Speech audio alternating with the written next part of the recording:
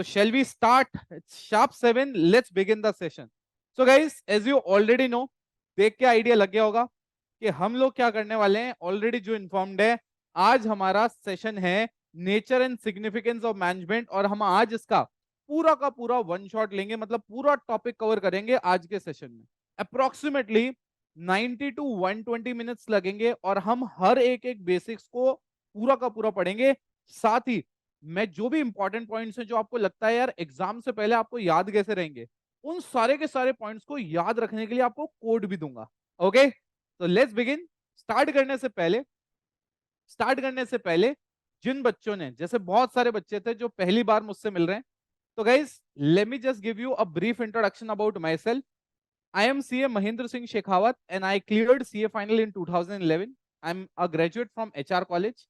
साथ ही HR college से graduation के बाद 2011 में जब मैंने CA कंप्लीट किया, 12 साल से कंटिन्यू में टीचिंग में हूँ. पढ़ाने में मजा आता है, इंटरेस्ट आता है, और बच्चों को कॉम्प्लेक्स चीजें इजी करके ताकि एग्जाम में उनकी हेल्प करे, उसमें और भी ज्यादा इंटरेस्ट आता है. ठीक है, चलिए. लगभग 20,000 आवर्स अभी तक मैं पढ़ा चुका हूँ. 10,000 से ज्यादा स्टूडेंट्स को मैंने गाइड किया है. चैप्टर स्टार्ट करने से पहले हम ये देख लेते हैं कि आज के सेशन में हम इस चैप्टर में क्या क्या कवर करेंगे. ठीक है, तो सबसे पहले मैं आपको बताता हूं कि इस चैप्टर में हम स्टार्ट क्या करेंगे. देखो यार, चैप्टर का नाम क्योंकि मैनेजमेंट है, तो सबसे पहले हम जो पढ़ेंगे वो होगा मैनेजमेंट की डेफिनेशन. क्या पढ़ेंगे हम लोग? मैनेजमेंट की डेफिनेशन. उसके बाद हम लोग क्या पढ़ेंगे? हम पढ़ेंगे कि मैनेजमेंट के ऑब्जेक्टिव क्या होते हैं, मैनेजमेंट के कैरेक्टरिस्टिक्स क्या होते हैं. जैसे ही वो खत्म करूंगा, हम पढ़ेंगे मैनेजमेंट की इंपॉर्टेंस और मैनेजमेंट का नेचर क्या होता है. ठीक है, जैसे ही वो खत्म होगा, हम पढ़ेंगे मैनेजमेंट के लेवल्स और मैनेजमेंट के फंक्शंस क्या होते हैं. लास्ट जो हमारा टॉपिक होगा वो होगा मीनिंग, हमारे कैरेक्टरिस्टिक्स और इंपॉर्टेंस किसकी? कोऑर्डिनेशन की. और फाइनली एट द एंड हम लेंगे लाइव क्वेश्चन एंड आंसर, ताकि कोई भी ऐसा डाउट जो आपको पढ़ते वक्त आ रहा है वो मैं साथ साथ सॉल्व करते जाऊं. तो जैसे ही मेरा चैप्टर खत्म, मतलब आपका भी चैप्टर खत्म. तो बिना टाइम वेस्ट किए हुए फटाफट स्टार्ट करते हैं हमारा chapter number 1, nature and significance of management. अगर आप लोगों ने अभी तक कोई भी मेरी मास्टर क्लास नहीं देखी है या कुछ मिस हो चुकी है, तो आई होप आप सारे के सारे लोग इस व्हाट्सएप ग्रुप में एडेड होंगे जिसकी हेडिंग है class 12th accountancy and business studies. इस ग्रुप में हम लोग जैसे सारे जो मेरी टीम है वो सारे के सारे लिंक्स आपको भेजती रहती है. आरा सुनिए, वेबिनार आपको ज्वाइन करना उसका पूरा लिंक, साथ ही वेबिनार का जो आपका कोर्स क्रिएटेड है उसमें हर वेबिनार जो आगे होने वाला है, मतलब नेक्स्ट जो मेरा सेशन आने वाला है उसके बारे में भी A to Z सारी की सारी डिटेल्स रहती है. ठीक है, इस ग्रुप में आपको सारा का सारा इंफॉर्मेशन मिलेगा. राइट. एंड जो बच्चे पूछ रहे थे कि सर हमारा कुछ मिस हो गया है, तो अभी टीम ने क्या किया है, आप इस ग्रुप के अगर डिस्क्रिप्शन में जाएंगे, ठीक है, यहाँ पे डिस्क्रिप्शन में आप जाओगे, यहाँ पे business studies master class and accounts master class, accounts master class में क्लिक करोगे तो जो दो मेरी मास्टर क्लास अभी तक हुई हैं, उन दोनों मास्टर क्लास का यहाँ पे क्या होगा, आपको सेशन मिलेगा. साथ ही जो भी मेरी मास्टर क्लास होती जाएंगी वो इसमें ऐड होती जाएंगी, सेम टू सेम बीएस के लिए. क्लैरिटी है. और इसी में अगर आप जाएंगे, आपको कोई भी डाउट है तो यहाँ पे आप ये जो नंबर है आपको यहाँ पे फ्लैश हो रहा है, नंबर आपको दिख रहा होगा 8764627117, ये हमारी टीम का नंबर है. इन केस सेशन के बाद आपको कोई नोट्स चाहिए, वैसे तो एक गूगल फॉर्म सर्कुलेट होता है, उस गूगल फॉर्म में आपसे टाइम पूछा जाता है, टीम आपसे कनेक्ट होती है और जो आपकी रिक्वायरमेंट होती है वो आपको सप्लाई कर देती है. ठीक है, सो आप इंश्योर करिएगा अगर आपके पास कॉल ना है तो आप आगे होकर टीम से कनेक्ट करें. राइट. इन केस आपके पास ये जो हमारे हैं, जैसे कुछ बच्चों ने कहा सर हम लास्ट जिन्होंने 2 सेशन अटेंड किए हैं and those who want to join के भाई सर हमें पढ़ना है पूरा का पूरा, तो आप इसी नंबर पे कनेक्ट होंगे तो जितने मेरे कोर्सेज भी हैं वो सारे के सारे आपको ये टीम गाइड कर देगी. क्लैरिटी है. तो मैंने आपकी मिस क्लासेस के लिए भी आपको बता दिया. जिन बच्चों ने पूछा था सर टीम से कनेक्ट होके हमें कुछ कोर्सेज लेने हैं, तो कोर्सेज के लिए भी मैंने गाइड कर दिया. अभी मेरे 1999 के कोर्सेज चल रहे हैं, तो वो अकाउंट्स का कोर्स भी है, बिजनेस स्टडीज का भी कोर्स है. एंड में मैं क्वेश्चन आंसर में बच्चे जनरली पूछते हैं तब बताता हूँ. आज बच्चों ने पहले ही चैट बॉक्स में डाल दिया तो इसलिए मैंने यहाँ पे आपको थोड़ा गाइड कर दिया. अब अपन चलते हैं, जैसे मैंने कहा, अब हम स्टार्ट करते हैं हमारा topic. So already we have discuss कि हम यहाँ पे करने क्या वाले हैं. आज हमारा टारगेट क्या है वो मैंने आप लोगों से जैसे ही वेबिनार मैंने स्टार्ट किया पहले सबसे पहले मैंने वही डिस्कस किया, राइट। ये सारा का सारा हमारा टारगेट है। डेफिनेशन पढ़ेंगे, एफिशिएंसी इफेक्टिवनेस के बारे में बात करेंगे, ऑब्जेक्टिव और कैरेक्टरिस्टिक्स के बारे में बात होगी, उसके बाद इंपॉर्टेंस और नेचर के बारे में बात होगी, फिर लेवल और फंक्शंस के बारे में बात करेंगे। एक और चीज हम लोग कोऑर्डिनेशन के बारे में भी डिस्कशन करेंगे, ठीक है। तो सबसे पहले if I just ask you, आपके हिसाब से मैनेजमेंट क्या है? Let's say if today I am doing any business, so do you think I require management or I don't require management? Definitely we require management. तो being a student हमारे दिमाग में ये तो क्लियर है यार प्रॉपर्ली। जैसे आप कभी किसी शॉप पे जाते हो, आप किसी शॉप पे खड़े हो गए, अब वहां पे 10-15 कस्टमर्स और खड़े हैं। अब 10-15 कस्टमर्स और खड़े हैं और आप वहां खड़े हो, नए कस्टमर्स आए जा रहे हैं, उनको सामान दिया जा रहा है, आपको नहीं दिया जा रहा। आपको क्लियरली पता पड़ जाएगा यार this shop is not well managed, ये शॉप अच्छे से मैनेज्ड ही नहीं है। तो हम जब मैनेजमेंट की बात करते हैं तो as a person, because you are also customer, तो आपको समझ में आ जाएगा कि यार ये जो चीज है ना ये प्रॉपरली मैनेज नहीं है। तो हम जब मैनेजमेंट की बात करते हैं तो पहला सवाल जो हमारे मन में आता है वो यही होता है कि यार ये जो मैनेजमेंट है हमें इसकी जरूरत है क्या? ठीक है, हम प्रैक्टिकल केस स्टडीज भी डिस्कस करेंगे जहां हम प्रैक्टिकल बिजनेसेस के एग्जांपल लेंगे। आप देखो, ये जो आपके पास सामने एक डायग्राम दिख रहा है, मैं हट जाता हूं स्क्रीन से। क्या आप ये पिक्चर देख के समझ पा रहे हो यहाँ पे क्या हो रहा है?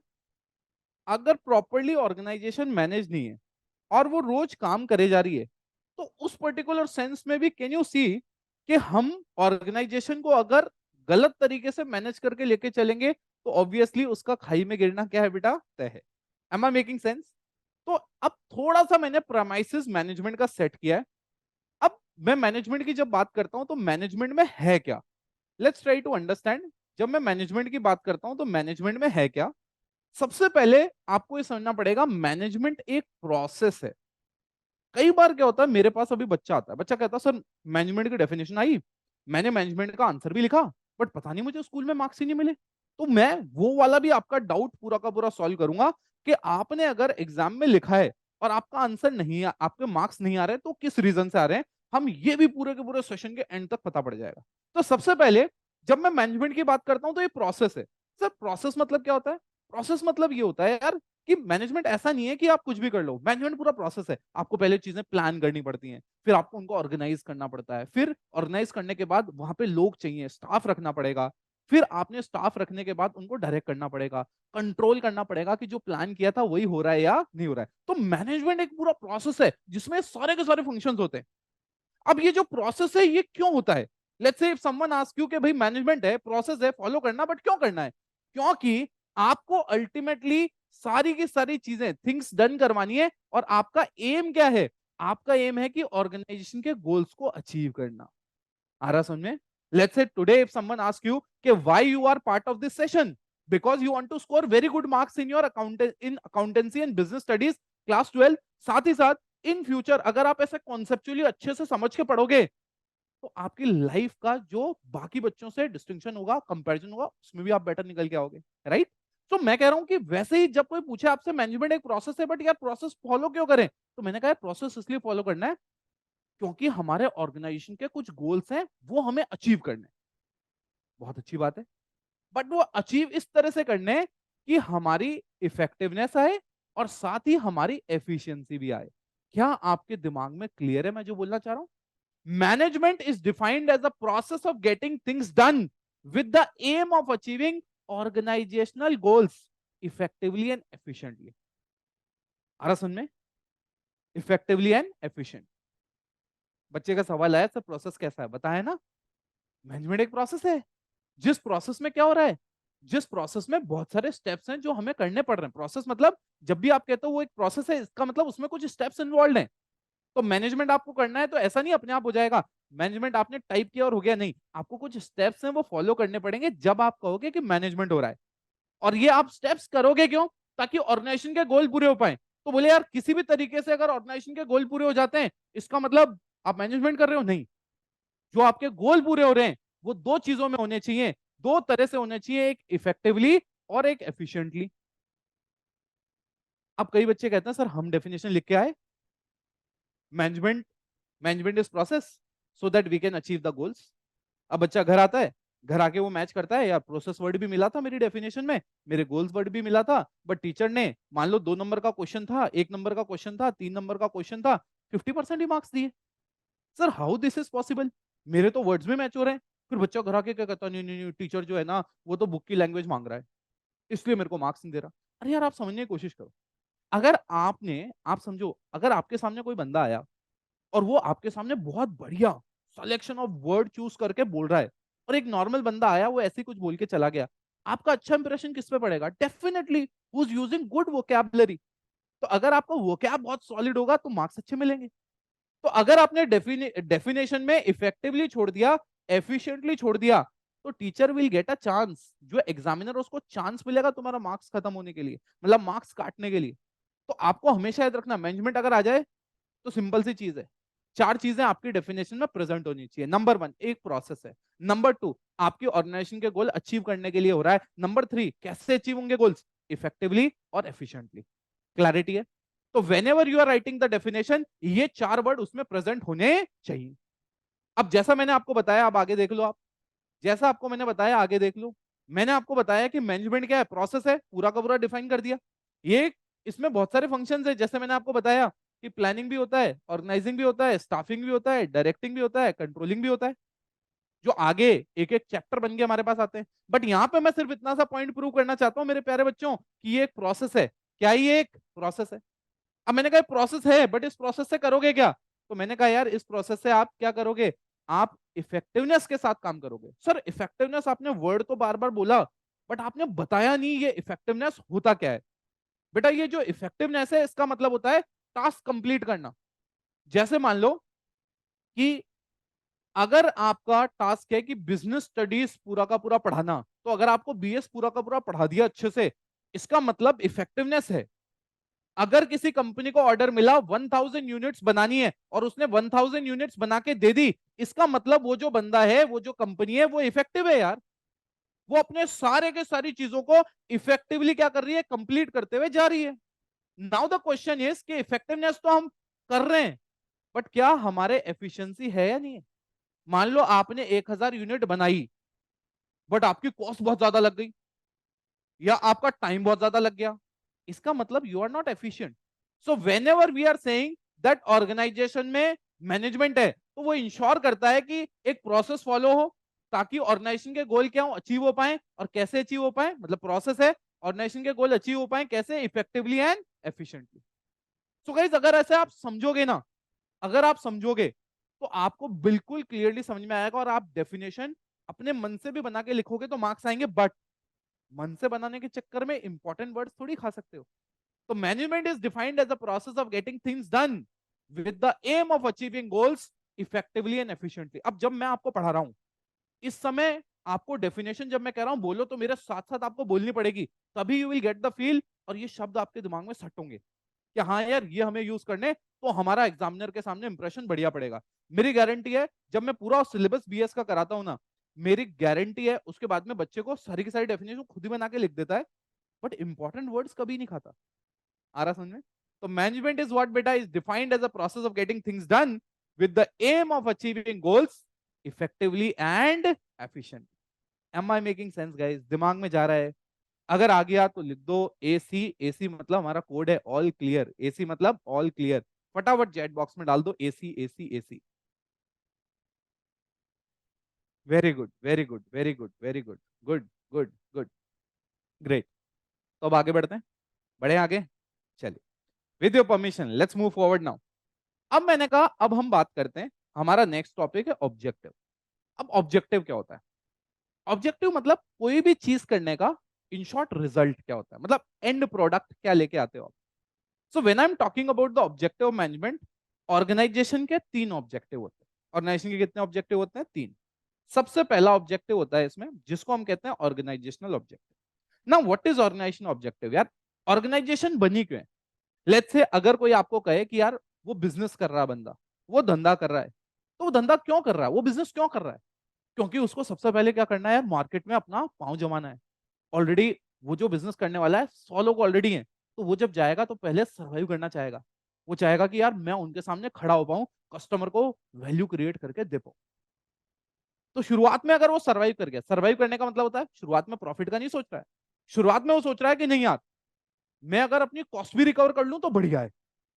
देन नेक्स्ट लेवल आता है ऑर्गेनाइजेशन, मतलब ऑर्गेनाइजेशन ऑब्जेक्टिव, मतलब मैनेज करके ऑर्गेनाइजेशन क्या अचीव करना चाहता है।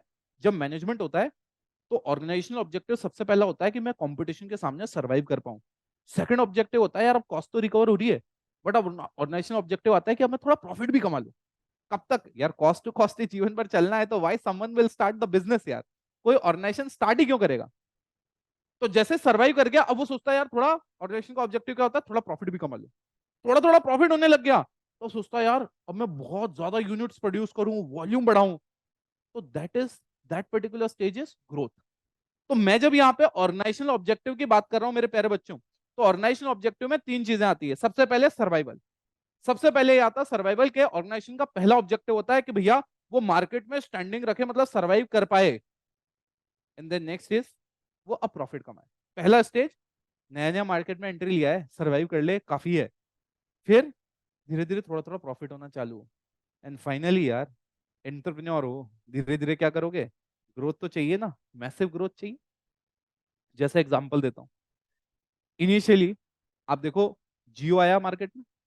जब जियो आया तो इनिशियली उसका टास्क क्या था कि यार मेरे कॉस्ट टू कॉस्ट टाइप भी रिकवर हो जाए तो चलेगा। कॉस्ट मतलब कैपिटल कॉस्ट नहीं, जो रेकरिंग कॉस्ट है। धीरे धीरे जैसे ही बहुत सारे लोगों ने जियो के सिम लेना स्टार्ट किया, धीरे धीरे उन्होंने क्या किया, थोड़ा थोड़ा प्रॉफिट कमाना चालू किया। आज की डेट में वो ग्रोथ स्टेज पे है। आ रहा समझ, one of the most expensive plan है उनके मार्केट में। एम आई मेकिंग सेंस, दिमाग में जा रहा है। तो जब मैं मैनेजमेंट की बात करता हूँ, मैं किसकी बात करता हूँ, मैनेजमेंट की। तो पहला टारगेट मतलब एक ऑब्जेक्टिव ऑर्गेनाइजेशन मतलब मैनेजमेंट का ही होता है कि ऑर्गेनाइजेशन के ऑब्जेक्टिव सारे के सारे वो क्या करे, फुलफिल करे। अब मान लो सिर्फ यही नहीं है ऑर्गेनाइजेशन, ऑर्गेनाइजेशन के बाद सेकंड चीज क्या आती है, सेकंड चीज आती है सोशल। सोशल मतलब यार सोसाइटी की भी तो ऑब्लिगेशन है, मतलब आपकी obligation, being a business, being an entrepreneur, आप सोसाइटी के रिसोर्सेज का यूज कर रहे हो, तो you have a responsibility towards the society also. मतलब आप कल को मान लो कोई प्रोडक्शन कर रहे हो, उसमें से केमिकल निकल रहा है, और केमिकल आप क्या कर रहे हो, नदियों में डाल रहे हो, रिवर्स में डाल रहे हो। तो आप मुझे बताओ, are you fulfilling as a business your social objective, no. तो मैनेजमेंट इंश्योर करता है कि बिजनेस सिर्फ अपने ऑर्गेनाइजेशन ऑब्जेक्टिव ही तक ना रह जाए, सोशल ऑब्जेक्टिव भी पूरे कर। सर इसका मतलब सोशल ऑब्जेक्टिव तो मतलब बिजनेस का क्या काम है, सोशल ऑब्जेक्टिव क्यों पूरे करने, एक तो भैया आप सोसाइटी से ले रहे हो तो सोसाइटी से दोगे भी तो सही। नंबर टू, एक और इंपॉर्टेंट चीज, आजकल गवर्नमेंट के लॉस भी हैं। तो नॉट ओनली सोसाइटी के एस्पेक्ट से ये इंपॉर्टेंट है, आपके खुद के सर्वाइवल के एस्पेक्ट से भी इंपॉर्टेंट है। नहीं तो गवर्नमेंट आएगी ताले लगा देगी धंधे के। Am I making sense. क्या आपको दोनों के दोनों देखो गाइज, आज के पूरे सेशन का मैंने पहले ऑब्जेक्टिव बताया, पूरा चैप्टर तो कवर होगा, बट हम लोग क्या करेंगे, हम उनको कॉन्सेप्चुअल, हम कॉन्सेप्चुअल जो पार्ट है उसको समझेंगे, ताकि जब आप एनसीईआरटी मेरे सेशन के बाद रीड मारो आपको अच्छे से समझ में आए। क्लैरिटी है। हाँ जी। अक्षत ने लिखा मीशो, अक्षत अग्रवाल ने लिखा मीशो ऑल्सो। हाँ बेटा you can say that, but there is a long way to go. अभी पहले प्रॉफिटेबल होना पड़ेगा, फिर उसके बाद ग्रोथ वाला स्टेज आएगा, बट यस स्टार्टिंग पॉइंट तो आप वैसा ही मान सकते हो। अब आते हैं हम हमारे आखिरी ऑब्जेक्टिव पे, जिसका नाम है पर्सनल ऑब्जेक्टिव। यार आपकी ऑर्गेनाइजेशन में आपने खुद के बारे में ऑर्गेनाइजेशनल ऑब्जेक्टिव में सोच लिया, आपने सोसाइटी के बारे में सोशल ऑब्जेक्टिव में सोच लिया, but there are lot of people who are part of your organisation, जो आपके ऑर्गेनाइजेशन में हैं, और वो अलग अलग ऑब्जेक्टिव के लिए जुड़ रहे हैं। कोई आपके पास पैसे के लिए आ रहा है कि उसकी life standard of living maintain हो पाए, पैसा मिल पाए। कोई आपके लिए स्टेटस के लिए आ रहा है कि मैं यहाँ काम करूंगा, अच्छी जगह काम करूंगा, मेरी सोसाइटी में एक रिस्पेक्ट बढ़ेगी। कोई आदमी अपने डेवलपमेंट के लिए आ रहा है, शायद कुछ सीखने के लिए आ रहा है। तो जो भी सारे के सारे लोग आपके यहाँ आ रहे हैं, मैनेजमेंट का ऑब्जेक्टिव होता है उन पर्सनल के ऑब्जेक्टिव सारे के सारे क्या हो, पूरे कर पाए। देन ओनली उनको काम करके अच्छा लगेगा, एंड वो आपके ऑर्गेनाइजेशन के लिए 100% दे पाएंगे। Am I making sense. So guys हमने तीनों के तीनों ऑब्जेक्टिव ए से लेके जेड तक पूरे पूरे कवर कर लिए, organisational objective, social objective and personal objective. अभी देखो हमने दो टॉपिक पढ़े। कितने टॉपिक पढ़े मेरे प्यारे बच्चों, दो। कौन कौन से, हमने डेफिनेशन पढ़ी, वापस से एक बार मुझे रिकलेक्ट करा दो, ये क्या होता है, एक प्रोसेस होता है। प्रोसेस से क्या होता है, गोल्स अचीव होते हैं। ऑर्गेनाइजेशन के गोल्स अचीव होते हैं कैसे, इफेक्टिवली और एफिशिएंटली। अभी हमने क्या पढ़े, ऑब्जेक्टिव मैनेजमेंट। ऑब्जेक्टिव मैनेजमेंट कितने होते हैं, तीन होते हैं। कौन सा ऑब्जेक्टिव, ऑर्गेनाइजेशन ऑब्जेक्टिव, कौन सा ऑब्जेक्टिव, सोशल, कौन सा पर्सनल। ऑर्गेनाइजेशन ऑब्जेक्टिव में 3 पार्ट है, पहले सर्वाइवल देखते हैं, फिर हम क्या देखते हैं, प्रॉफिट, फिर क्या देखते हैं, ग्रोथ देखते हैं। क्या यहां तक आपके दिमाग में सेट हो गया? क्या फर्स्ट पॉइंट जो हमने पढ़ा, डेफिनेशन और ऑब्जेक्टिव, दिमाग में सेट है? अगर सेट है तो सिर्फ एसी लिख दो फटाफट, एसी लिख दो आप चैट बॉक्स में, एसी लिख दो फटाफट आप। चलिए अब आगे चलते हैं, हम आगे हम बात करते हैं and we will talk about the characteristics of man. सबसे पहले मैं आपको बता दूं, ये जो कैरेक्टरिस्टिक्स हैं, आपको ऐसे इनको याद रखने की जरूरत नहीं है। जैसे कई बार क्या होता है, बच्चा ये सोचता है कि सर कैरेक्टरिस्टिक्स है, मुझे 1 to 1 ऐसे याद होने चाहिए। नहीं, कैरेक्टरिस्टिक्स को सिर्फ समझो, जहां इंपॉर्टेंस आएगी, सिग्निफिकेंस आएगी, स्टेप्स आएंगे, वो हमारे को बाय हार्ट मतलब सीक्वेंस भी याद होनी चाहिए, राइट। चलिए, तो वो मैं आपको करवा दूंगा यार, डोंट वरी। सो जब मैं ऑब्जेक्टिव की बात करता हूं, सबसे पहला मैनेजमेंट का ऑब्जेक्टिव क्या है? सबसे पहला ऑब्जेक्टिव है ये गोल ओरिएंटेड प्रोसेस। मतलब whenever you see that any organization is following the management, इसका मतलब वो एक कोई प्रोसेस फॉलो कर रहे हैं और उस प्रोसेस का एक गोल है। Am I making sense? Let's say there is a process, there is a process। हाँ, कैरेक्टरिस्टिक्स बेटा, Ashish any confusion? I am talking about characteristics of management as of now, characteristics of management, जिसमें हम ये कह रहे हैं कि हम पहला वाला पार्ट डिस्कस कर रहे हैं, गोल ओरिएंटेड प्रोसेस। मतलब हम जब कैरेक्टरिस्टिक्स की बात करते हैं, मतलब ये गोल ओरिएंटेड प्रोसेस है। आरस ने गोल ओरिएंटेड, बच्चे ने पूछा सर ओरिएंटेड मतलब वो किस तरफ डायरेक्टेड है? मतलब अगर कोई प्रोसेस फॉलो हो रहा है, इसका मतलब वो किसकी तरफ जा रहा है? वो एक गोल की तरफ जा रहा है, कुछ ना कुछ का एंड ऑब्जेक्टिव है। So whenever if any organisation is having some processes और उन प्रोसेसेस का कोई एंड रिजल्ट है, कोई एंड ऑब्जेक्टिव है, तो हम कहते हैं कि भैया क्या है ये, एक गोल ओरिएंटेड प्रोसेस फॉलो हो रहा है। मतलब in short organisation what they are trying to do, वो मैनेजमेंट फॉलो कर रहे हैं। ऑर्गेनाइजेशन में क्या फॉलो कर रहे हैं? मैनेजमेंट फॉलो कर रहे हैं, ठीक है। उसके बाद में मैनेजमेंट इज ऑल परवेसिव। कई बार क्या होता है, मान लो आज मैंने मैनेजमेंट का प्रोसेस आपको पढ़ाया, मैनेजमेंट क्या होता है, मैनेजमेंट क्या होता है। आप सेशन के बाद घर पे गए, घर पे आपने क्या किया, पापा को बताया, बोले पापा यार आप बिजनेस कर रहे हो? पापा ने कहा बिल्कुल। तो बोले यार आपका मैनेजमेंट बताओ मुझे कैसे है। पापा ने कहा नहीं नहीं बेटा, अपना बिजनेस अभी छोटे लेवल पे है, हमें मैनेजमेंट नहीं चाहिए, मैनेजमेंट तो अंबानी अदानी टाइप बिजनेसेस को चाहिए। आ रहा समझ में? तो यार let me tell you one thing, they are thinking in the wrong way and most of the people commit this mistake. Management pervasive है, छोटी कंपनी बड़ी company, profit making non profit making, हर टाइप की company को management चाहिए ही चाहिए। आ रहा समझे? मैनेजमेंट चाहिए ही चाहिए, कोई और उसका सोल्यूशन नहीं। उसके बाद में next is management is multi dimension. Management मतलब कई बार लोग ये सोचते हैं मैनेजमेंट मतलब सिर्फ सर हम किसकी बात कर रहे हैं, लोगों की, लोग जो आ रहे हैं वो प्रॉपर्ली काम कर रहे हैं नहीं कर रहे हैं, ये मैनेजमेंट है? नहीं, मैनेजमेंट लोगों का तो होता ही है, प्रोसेसेस का भी होता है, रिसोर्सेस का भी होता है, और उसके बाद में आपके हर एक ऑपरेशंस का भी होता है। मतलब मैनेजमेंट इज मल्टी डायमेंशनल यार। मैनेजमेंट आपकी ऑर्गेनाइजेशन में जिस भी तरह का काम हो रहा है, कोई प्रोसेसेस ऑपरेशंस फॉलो हो रहे हैं आपके यहाँ पे, आपके यहाँ पे लोग आ रहे हैं उनका मैनेजमेंट में मैनेजमेंट है, और भी कोई आपकी ऑर्गेनाइजेशन में चीज हो रही है जिसमें मे बी रिसोर्सेस, आपके यहाँ रिसोर्सेस पड़े हैं, उनको प्रॉपरली मैनेज करने की जरूरत है, वो भी क्या है, मैनेजमेंट है। अरे यस के नो? सो मैनेजमेंट का मतलब ये नहीं है सिर्फ लोगों पे ध्यान देना। मैनेजमेंट से लोगों की तरफ तो हम ध्यान डाइवर्ट करते ही कि उनको मैनेज करना ही है, लोग हमारे यहाँ आ रहे हैं, साथ साथ ऑपरेशंस का भी मैनेजमेंट करना है।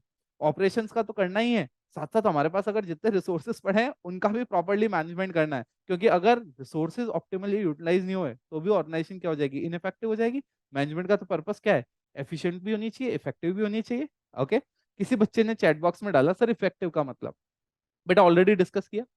इफेक्टिव का मतलब ये होता है, इफेक्टिव का मतलब ये होता है मेरे प्यारे बच्चों, जो भी एंड रिजल्ट है अगर आप वो अचीव कर पा रहे हो, इसका मतलब आप इफेक्टिव हो। एफिशिएंट, अगर वो चीज आप टाइमली कर पा रहे हो, विद इन द आपकी एस्टिमेटेड कॉस्ट कर पा रहे हो, इसका मतलब you are efficient also. Rohit is saying vegetable fruits grocery shop में भी मैनेजमेंट होता है, बिल्कुल होता है यार। एवरी टाइप ऑफ ऑर्गेनाइजेशन जितनी भी होती है सब में मैनेजमेंट होता है मेरे दोस्त, सब में होता है।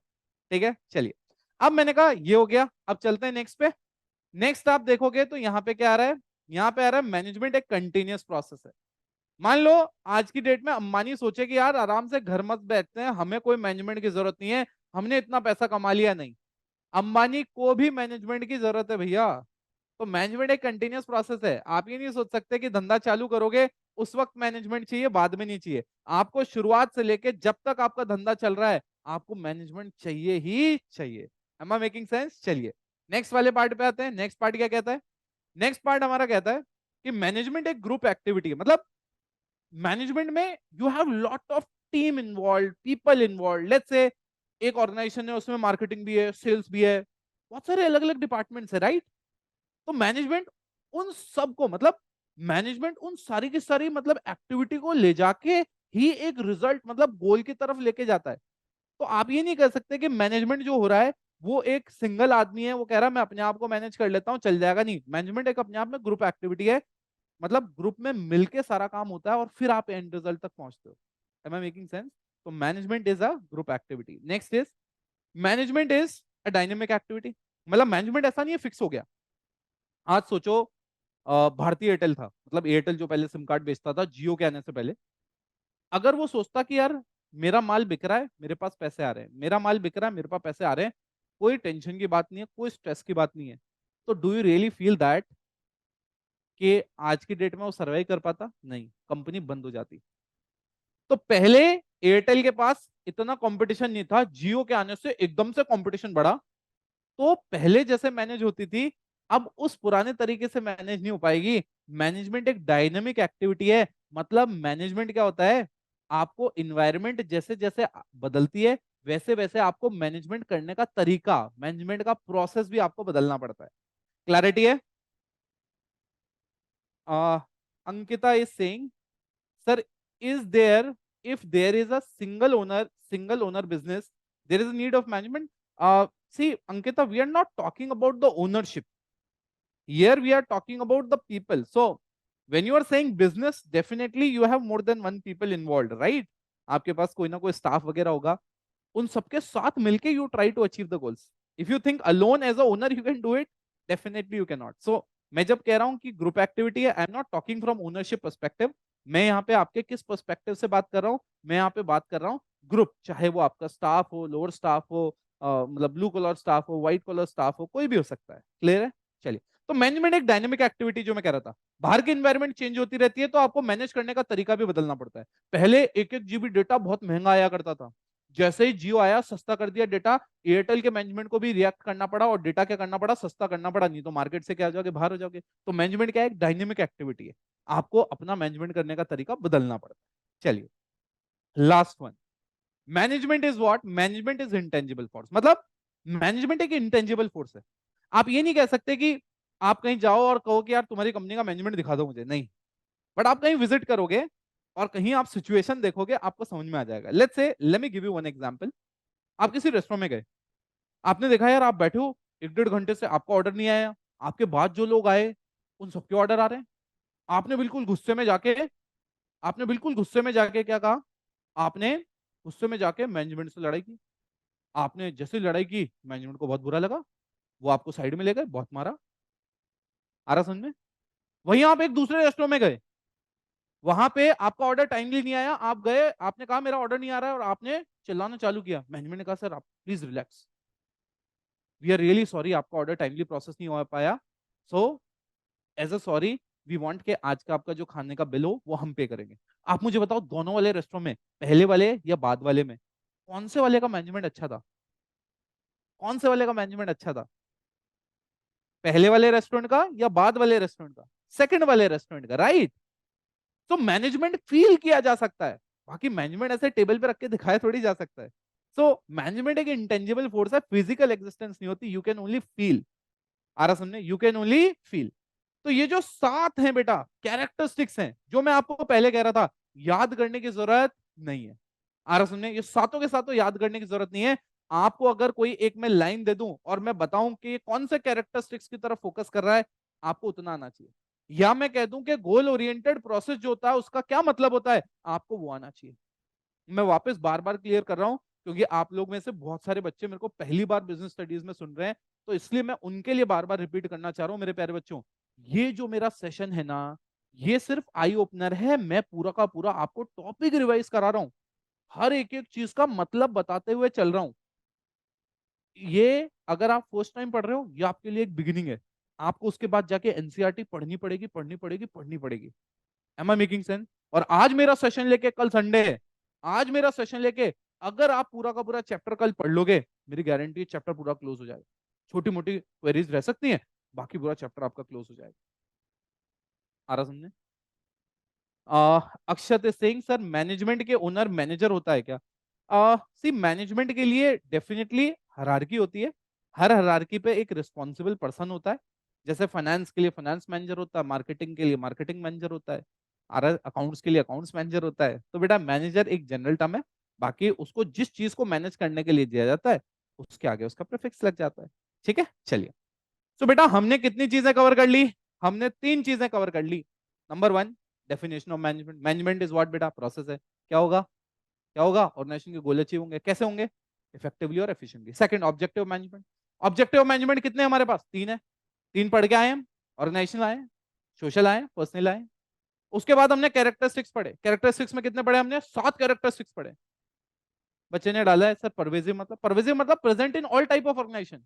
यू कैन नॉट से कि इस टाइप की ऑर्गेनाइजेशन में मैनेजमेंट चाहिए, इस टाइप की में मैनेजमेंट नहीं चाहिए। भैया आपको हर टाइप की, छोटी बड़ी, profit making, non profit making, बढ़िया प्रॉफिट कमाने वाली, कम प्रॉफिट कमाने वाली, हर तरह की ऑर्गेनाइजेशन में चाहिए। कंपनी हो, पार्टनरशिप हो, सोल प्रोप्राइटरशिप हो, सब टाइप की में ओनरशिप चाहिए, मतलब मैनेजमेंट चाहिए। That is pervasive.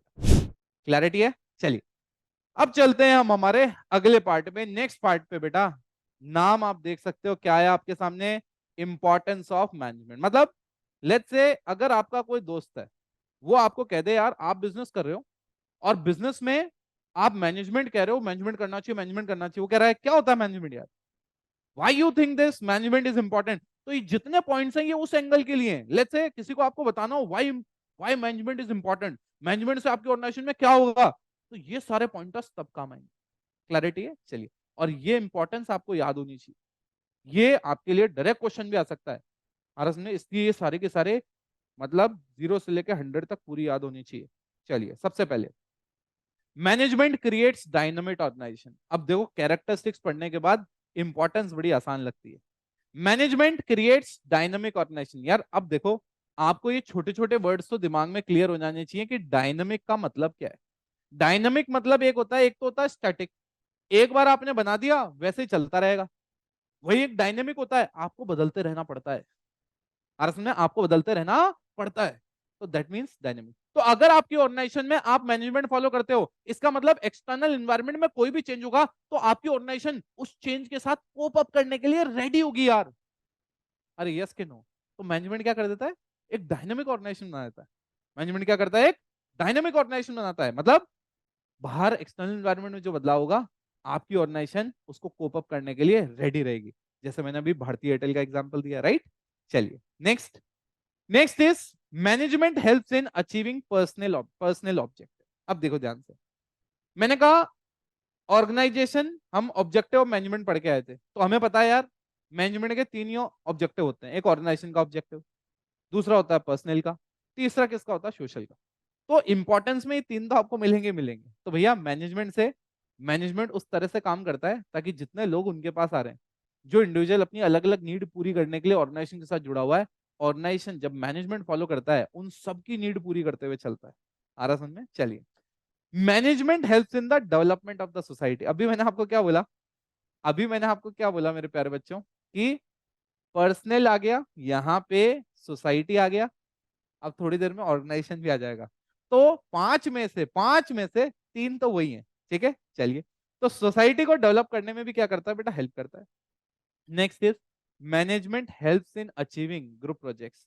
जो भी हमारे ग्रुप प्रोजेक्ट्स हैं वो सारे के सारे अचीव करने में क्या करता है? मैनेजमेंट हेल्प करता है। मैनेजमेंट क्या करता है बेटा? हेल्प करता है। अब आप देखो, थोड़ा सा देखो मेरे प्यारे बच्चों, थोड़ा सा देखो यहाँ पे। अब आप देखो यहाँ पे हो क्या रहा है।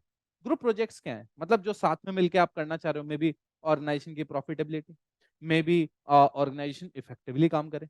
तो अगर आप फोर्थ और फिफ्थ पॉइंट को देखोगे, जो मैंने इसीलिए साथ ओपन किए हैं, फोर्थ ग्रुप प्रोजेक्ट्स पे ध्यान कर रहा है, मतलब जो ऑर्गेनाइजेशन के काम है वो पूरे कंप्लीट हो, मतलब इफेक्टिवनेस की बात हो रही है।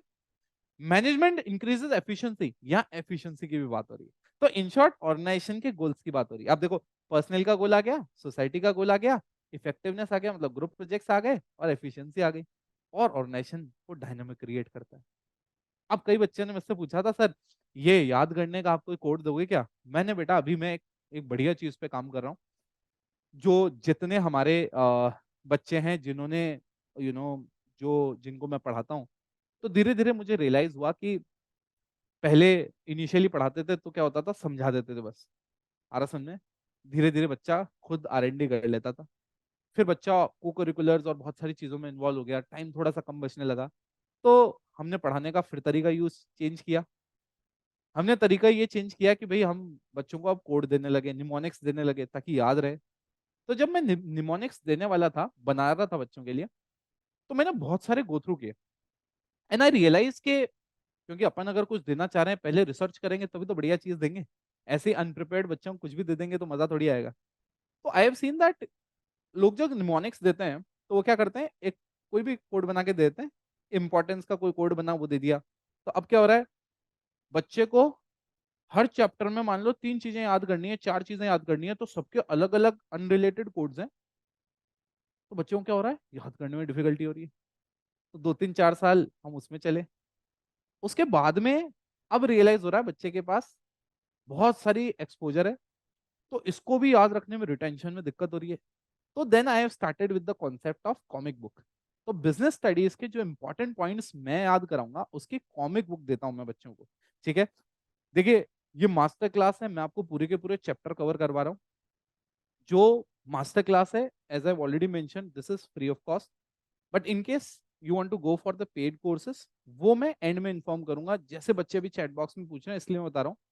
हाँ, कई बच्चे, 2 बच्चे लिख रहे हैं, सर हम ऑलरेडी आपके कोर्स ले चुके हैं पेड, हमारे को कॉमिक बुक मिल चुकी है, चलो बढ़िया। So how is the response guys, comment में ये भी बता दो। सो अभी मैं आप लोगों के साथ एक सैंपल भी शेयर करूंगा, मतलब ये पूरा टॉपिक मैं आपको कॉमिक बुक से कराऊंगा तो आपको याद रहेगा। ठीक है, चलिए बढ़े फिर आगे। पहले यहां तक बता दो ऑल क्लियर है नहीं। एक बच्चे ने डाला है एफिशिएंसी और इफेक्टिवनेस। बेटा इफेक्टिवनेस आउटपुट से रिलेटेड है कि जो आपका टारगेट था वो पूरा हुआ कि नहीं हुआ। एफिशिएंसी आपकी कॉस्ट से रिलेटेड है, टाइम से रिलेटेड है कि कम कॉस्ट में हुआ, कम टाइम पे हुआ या नहीं। अगर आपको यहां तक क्लियर है तो फटाफट पहले AC लिख दो, ऑल क्लियर लिख दो बेटा चैट बॉक्स में। ऑल क्लियर लिख दो बेटा चैट बॉक्स में। गुड गुड गुड गुड यार, getting good responses guys, great. ऐसे अच्छे अच्छे रिस्पॉन्स देते रहोगे तो मुझे भी मजा आएगा आप लोगों के साथ मेहनत करने के लिए। ठीक है, चलिए। सो गाइस अब ये रही, मैं जो आपको बता रहा था, ये रही मेरी कॉमिक बुक। क्या आपको विजिबल है क्या? थोड़ा थोड़ा शायद ये ग्रीन कलर थोड़ा सा लाइट विजिबल होगा, बट मैं वो आपको बोल के दिखा दूंगा। थोड़ा कम विजिबल होगा बट आई थिंक दिख रहा होगा। If it is visible just say visible, just type visible in the chat box. मैं हट जाता हूं, आपको पूरा दिखेगा अच्छे से।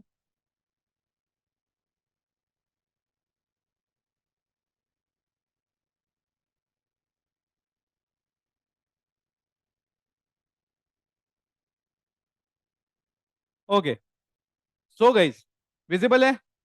अब विजिबल क्या है, देखो मैंने आप लोगों के लिए क्या किया है, चैप्टर 1 और चैप्टर 2, पूरे दोनों चैप्टर की जितनी चीजें याद, देखो फालतू की चीज नहीं। मान लो कोई चीज हमें याद ही नहीं करनी, अब जैसे कैरेक्टर्स ऑफ मैनेजमेंट है, याद करना ही नहीं है, तो क्यों बनाना कोड जबरदस्ती। ऑब्जेक्टिव मैनेजमेंट है, हमें पता है 3 ही चीजें याद आराम से रह सकती है, कोड नहीं बनाना। देखो बेटा मैं 12 साल के एक्सपीरियंस के साथ आपको बता रहा हूं कि अगर आपको ऑब्जेक्टिव मैनेजमेंट आप भूल ही नहीं सकते एग्जाम में, अगर आप टाइमली रिवाइज कर रहे हो तो कोड की जरूरत नहीं है। हमें कोड किसका चाहिए, इस पूरे चैप्टर में 2 चीजों का। आ रहा समझे, एक सीन 1 पे मैंने बनाया है जो क्या है आपके इंपॉर्टेंस का पूरा कोड, एक मैंने आपका नीचे सीन 2 चल रहा है उस पे मैंने आपका क्या बनाया है, कोऑर्डिनेशन का कोड। चैप्टर 1 में इन दो के अलावा कुछ नहीं चाहिए। अब चैप्टर 1 और चैप्टर 2 मतलब प्रिंसिपल ऑफ मैनेजमेंट, दोनों का एक ही स्टोरी से सारे कोड कवर हो जाते हैं। जैसा मैं आपको कह रहा था, जब मैं कोड बना रहा था मेरे दिमाग में एक थॉट प्रोसेस था, यार बच्चे को हर एक चीज के लिए अनरिलेटेड कोड पढ़ने पड़ेंगे तो कितनी स्टोरियां याद रखेगा। अब आप देखो यहाँ पे हो क्या रहा है, कॉन्वर्सेशन क्या हो रही है।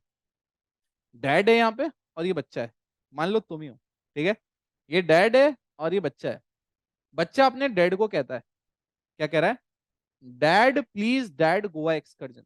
मतलब ये रिक्वेस्ट कर रहा है पापा से, क्या रिक्वेस्ट कर रहा है, dad please dad Goa excursion. अब जो मेरा कोड है उसमें वो पहला लेटर जो होता है ना उसका कोड बनता है, जैसे D, P हाईलाइटेड भी है, D, G, E, तो dad please dad Goa excursion. आ रहा सुनने, आगे हम पढ़ेंगे, फिर पापा कहेंगे एंड में गोवा फॉर श्योर, मतलब गोवा भेजूंगा तुम्हें, फिर कुछ कंडीशन डालेंगे कि गोवा कब भेजूंगा, वो सेकंड चैप्टर में है। अभी बस इतना सा, dad please dad Goa excursion, फिर पापा कहते हैं गोवा फॉर श्योर। तो पहले इंपॉर्टेंस, ये जो dad please dad Goa excursion है, ये हमारा क्या है, पूरा का पूरा इंपॉर्टेंस कवर हो जाएगा। डी मतलब मेरे प्यारे बच्चों डेवलपमेंट ऑफ सोसाइटी, डी मतलब क्या है, डेवलपमेंट ऑफ सोसाइटी। पी मतलब पर्सनल ऑब्जेक्टिव, डी मतलब डायनामिक ऑर्गेनाइजेशन, जी मतलब ग्रुप गोल्स, एंड ई मतलब एफिशिएंसी। इजी है याद करना, इजी है याद करना। Dad please dad Goa excursion. तो अब आप मुझे बताओ डी, आप चाहो तो पहले का डायनेमिक लिख लेना, ज्यादा बेटर रहेगा, dynamic organisation. Number two dad please dad मतलब पी, पी मतलब personal objective, dad please dad, D development of society, Goa excursion, G मतलब ग्रुप गोल्स, ई मतलब एफिशिएंसी। मेरी गारंटी है अगर आप इसको 2 या 3 बार रिवाइज कर लोगे, चांस ही नहीं है कि आप भूल जाओ। एक्सकर्जन मतलब होता है बेटा बाहर ट्रिप ट्रिप पे जाते हैं ना, घूमने फिरने जाते हैं, उसके रिस्पेक्ट में मान लो आप, आ रहा समझे। तो बच्चा पापा को कह रहा है कि मुझे गोवा घूमने जाना है, ऐसा मान लो आप, ठीक है। तो dad please dad Goa excursion, D मतलब डायनेमिक ऑर्गेनाइजेशन, अब आप इसको देख के भी कर सकते हो, डी मतलब डायनेमिक ऑर्गेनाइजेशन, पी मतलब पर्सनल ऑब्जेक्टिव, डी मतलब डेवलपमेंट ऑफ सोसाइटी, जी मतलब ग्रुप गोल्स, ई मतलब एफिशिएंसी। क्या हमारे दिमाग में सेटअप हो चुका है, इंपॉर्टेंस आपके दिमाग में जा चुकी है, अपन और रिवाइज करेंगे आगे, और आपको 100% इसमें क्या होगा बेटा, क्लैरिटी आ जाएगी। यहां तक क्लियर है तो just type in the chat box AC, just type in the chat box AC, मुझे पता पड़ जाएगा बिल्कुल बिल्कुल यहां तक क्लियर है। Okay, good good good good good, चलिए चलिए, गुड गुड, चलिए आगे बढ़ते हैं फिर। सो गाइज अब अपन आते हैं नेचर ऑफ मैनेजमेंट। अब मैनेजमेंट की जब हम बात करते हैं, तो अब हम यहाँ पे ये चेक करना चाह रहे हैं कि मैनेजमेंट क्या है। भाई मैनेजमेंट 3 चीजें हैं, मतलब मैनेजमेंट की जब बात करते हैं तो मैनेजमेंट क्या हो सकती है, क्या मैनेजमेंट कोई एक आर्ट है, जैसे ड्राइंग व्राइंग करते हो, या कोई क्रिएटिविटी डांस वांस करते हो, वैसा कोई आर्ट है, या नंबर 2 मैनेजमेंट कोई साइंस है, या फिर नंबर 3 मैनेजमेंट कोई प्रोफेशन है। हम इन तीनों से मैनेजमेंट को कंपेयर करेंगे और आपको दिमाग में सेट हो जाएगी। सबसे पहले मैं जब मैनेजमेंट की बात करता हूँ, तो मैनेजमेंट में मतलब आर्ट में, मैं अभी किसकी बात कर रहा हूँ, कि अगर आपको ये पढ़ना है, सबसे पहले आपको ये पता होना चाहिए आर्ट क्या होती है। आर्ट पता होगा तभी तो आप कंपेयर करोगे, किससे कंपेयर करोगे, मैनेजमेंट से, और पता पड़ेगा कि आर्ट मैनेजमेंट होता है या नहीं। सबसे पहले एग्जिस्टेंस ऑफ थियोरेटिकल नॉलेज, मतलब आप अगर कोई डांस भी सीख रहे हो ना, आप कथकली सीख रहे हो, तो कथकली की अपनी एक लिटरेचर है, एक थियोरेटिकल नॉलेज है, वो आपको लेना पड़ेगा। तो जब भी हम कहते हैं कोई चीज आर्ट है, इसका मतलब उसमें थियोरेटिकल नॉलेज है, नंबर 1। नंबर 2, जब हम कहते हैं कोई चीज आर्ट है, इसका मतलब बंदे की पर्सनल स्किल पे डिपेंड करता है उसको कैसे उसको आप अप्लाई करोगे। जैसे मान लो कोई पर्टिकुलर बंदे को आपने डांस सिखाया, क्या आपको लगता है कि हर बंदा वैसा ही डांस करेगा? कोई क्रिकेटर है, वो उसको क्रिकेट सिखा रहा है, मतलब कोच क्रिकेट सिखा रहा है, सब बच्चे वैसे ही देखेंगे? नहीं, पर्सनलाइज एप्लीकेशन होती है आर्ट में, हर आदमी अपने हिसाब से उसको अप्लाई करता है। थर्ड इज, वो डिपेंड करती है आपकी प्रैक्टिस और क्रिएटिविटी। वो बहुत ज्यादा डांस का प्रैक्टिस कर रहा है, आ रहा सुनने, इसका मतलब उसकी ज्यादा बेटर होगी। कोई बहुत ज्यादा क्रिएटिव होगा तो उसकी परफॉर्मेंस और ज्यादा बेटर निकल के आएगी। सो वेन एवर वी से कोई चीज आर्ट है, इसका मतलब उसमें 3 चीजें प्रेजेंट होती है, थ्योरेटिकल नॉलेज होती है, दूसरा उसपे आप देखोगे पर्सनलाइज एप्लीकेशन होती है, और थर्ड वो प्रैक्टिस और क्रिएटिविटी पे बेस्ड होती है। किस पे होती है? प्रैक्टिस और क्रिएटिविटी पे बेस्ड होती है मेरे प्यारे बच्चों। तो आपने ये समझ लिया आर्ट में क्या होता है। अब हम चेक करते हैं, अब हम चेक करते हैं, सबसे पहले मैं अगर आपसे पूछूं इन तीनों के केस में, पर्सनलाइज, रोहित ने कहा रिपीट करो, पर्सनलाइज बेटा डिपेंड करता है ना पर्सन उसको कैसे अप्लाई कर रहा है। जैसे मान लो मैंने आज आपको पढ़ाया, अब how you apply that it depends on your personal level, right. आप किसी क्लास में पढ़ रहे हो, 100 बच्चे पढ़ रहे हैं, हर बच्चे का एक अपना तरीका है कि उस चीज को जो सुनी है उसको वो कैसे अप्लाई करेगा।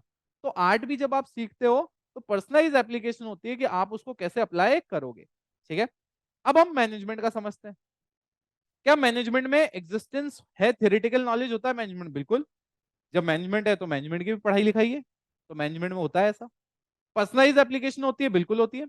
आप मैनेजमेंट का बहुत सारे लोगों को सिखाते हो कि ऐसे मैनेज करना है, वैसे मैनेज करना है, बट हर आदमी उसको अपने तरीके से समझ के रियल लाइफ में अप्लाई करता है। तो इसका मतलब अगर आप देखोगे पहली चीज मैनेजमेंट में प्रेजेंट है, अगर आप देखोगे दूसरी चीज भी मैनेजमेंट में प्रेजेंट है। क्या बेस्ड ऑन प्रैक्टिस और क्रिएटिविटी होता है मैनेजमेंट? बिल्कुल होता है। जैसे जैसे आप प्रैक्टिस करोगे, जितना ज्यादा एज अ मैनेजर आपको एक्सपीरियंस होगा, आपकी वैल्यू उतनी बढ़ेगी ना। इसका मतलब मैनेजमेंट भी अपने आप में आर्ट है, क्योंकि तीनों की तीनों कंडीशन इसमें सेटिस्फाई होती हैं। आप मुझे बताओ, क्या अपने को यहां तक क्लियर है? क्या यहां तक मैनेजमेंट आर्ट होती है आप कन्विंस हो चुके हो या नहीं हुए हो अभी तक? मैनेजमेंट आपको कन्विंस हो चुके हो? जो तीन फीचर इंपॉर्टेंट आर्ट के होते हैं वो मैनेजमेंट में प्रेजेंट होते हैं, तो कन्विंस हो चुके हैं हम कि मैनेजमेंट एक आर्ट होती है। यार मैनेजमेंट क्या होती है? एक आर्ट होती है। Great guys, great. अब हम चलते हैं साइंस पे, थोड़ा सा रिसर्च करते हैं। अब साइंस की जब आप बात करते हो मेरे प्यारे बच्चों, साइंस की जब आप बात करते हो, साइंस में एक सिस्टमैटिक बॉडी ऑफ नॉलेज है। सिस्टमैटिक बॉडी ऑफ नॉलेज तो हम पढ़ के आए, मैनेजमेंट में भी होती है। अब प्रिंसिपल बेस्ड ऑन एक्सपेरिमेंटेशन और थर्ड वाला यूनिवर्सल वैलिडिटी, इनको आपको बहुत अच्छे से समझना होगा। मैंने कहा पहली वाली में तो मैं कन्विंस हो गया कि चलो यार, नॉलेज एक body of systematic body of knowledge है, कोई प्रॉब्लम नहीं। बट ये दो अब आप समझिए। मैंने कहा लेट्स से यार, ज्यादा साइंस की बात नहीं करेंगे, पता है कॉमर्स के हो, बट बेसिक बात करते हैं। वाटर का फॉर्मूला पता है? टू मॉलिक्यूल्स हाइड्रोजन के, एक ऑक्सीजन का, H2O जो बनता है, ठीक है। अब मैंने कहा ये जो H2O बनता है, आप कितनी भी बार दो मॉलिक्यूल बनाओ हाइड्रोजन के और एक लो ऑक्सीजन का, वाटर ही बनेगा। आ रहा समझे? बट लेट्स से आप मैनेजमेंट कर रहे हो, आ रहा समझ में, मैनेजमेंट कर रहे हो, आप समझना। आपने किसी एक अपने एम्प्लॉय से, सबॉर्डिनेट से जाके पूछा, बोले यार कितना टाइम हुआ है मान लो। उसने कहा सर 1:30 है, 1:30 हुई है। थोड़ी देर बाद में और गया वो, थोड़ी देर बाद में तुम मैनेजर वापस गए, तुमने पूछा यार टाइम कितना हुआ? और उसने कहा यार अभी तो बताया था। उसने कहा सर मान लो इतनी बजी है, 1:30 बजी है, 1:30 बजी है। ठीक है, थोड़ी देर बाद फिर गए, बोले कितनी बजी है? सर अभी तो बताया था। मतलब अगर आप 5 या 10 बार पूछ लोगे तो हो सकता है वो आपको सबॉर्डिनेट मारने लग जाए। क्यों? बिकॉज यार, क्यों? बिकॉज यार साइंस जो होती है ना, वो ह्यूमन से डील नहीं करती। तो यहाँ पे यूनिवर्सल वैलिडिटी है, हर बार करोगे ये आएगा, बट मैनेजमेंट ऐसा नहीं है। अगर आप एक चीज आपने सीख ली है, आपने कोई चीज समझ ली है, आप अगर उसको बार बार अप्लाई करोगे तो, because you are dealing with humans, आपका रिजल्ट डिफरेंट आ सकता है। यूनिवर्सल वैलिडिटी नहीं है। एक्सपेरिमेंटेशन केसेस वगैरह तो बन रखे हैं, बट रिजल्ट आपका सेम नहीं आता है। अरे यस और नो। तो इसका मतलब मैनेजमेंट जो है मेरे प्यारे बच्चों, वो साइंस नहीं है, इनएग्जैक्ट साइंस है। क्या है ये? साइंस नहीं है, ये इनएग्जैक्ट साइंस है, कंप्लीट साइंस नहीं है। तो मैनेजमेंट आर्ट है, बट मैनेजमेंट साइंस नहीं है, इनएग्जैक्ट साइंस। क्लैरिटी है? चलिए अब अपन चलते हैं। थर्ड जो मैंने आपको बोला था, क्या मैनेजमेंट प्रोफेशन है? क्या क्या मैनेजमेंट क्या है मेरे प्यारे लाडलो? क्या मैनेजमेंट प्रोफेशन है? तो मैंने कहा सबसे पहले देखते हैं मैनेजमेंट के फीचर क्या क्या होते हैं। Well defined body of knowledge management में, well defined body of profession में तो होती है। ये मैं सारे के सारे प्रोफेशन पहले फीचर्स किसके बताता हूँ? प्रोफेशन के।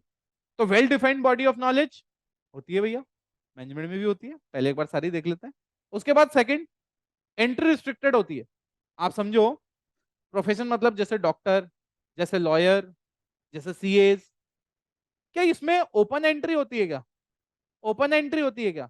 इसका मतलब यह है कि ओपन एंट्री होती है, कोई भी आके डॉक्टर बन सकता है। लेट्स से किसी पड़ोस में किसी के लग गई, आप बच्चे को घर उठा के ले आए, आप कह रहे हो मम्मी लेके आना, चाकू लेके आना, कैंची लेके आना, क्या आप डॉक्टर बन सकते हो? नहीं बन सकते। तो प्रोफेशन में क्या रिस्ट्रिक्टेड एंट्री है। कोई भी आदमी जाके ऐसा नहीं कह सकता यार मैं कर लेता हूँ ये काम, नहीं भैया, रिस्ट्रिक्टेड एंट्री है। पहले तुम बार काउंसिल के मेंबर होने चाहिए तभी लॉयर बनोगे।